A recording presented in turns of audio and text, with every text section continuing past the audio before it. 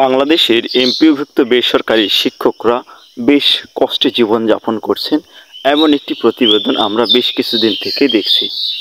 এমপিওভুক্ত শিক্ষকদের এবারের বাজেটে কেবলমাত্র উৎসব ভাতার নতুন যে হার, সেটির প্রজ্ঞাপন জারি হয়েছে। বাকি নতুন কোনো আপডেট কিন্তু এখনও পর্যন্ত পাওয়া যায়নি।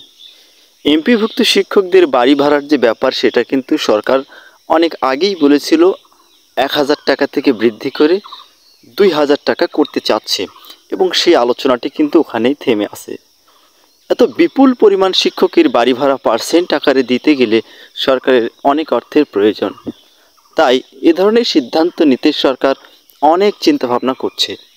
এখনও পর্যন্ত আমরা প্রতিদিন যে নিউজগুলো দেখছি, তার সবই কিন্তু স্বপ্ন, কোনোটাই এখনও কিন্তু বাস্তবতার মুখ দেখেনি। শিক্ষকদের বাড়ি ভাড়া, শিক্ষকদের বিনোদন ভাতা, এই বিষয়গুলো কোনোটাই এখনও বাস্তবতার আলোকে আসেনি।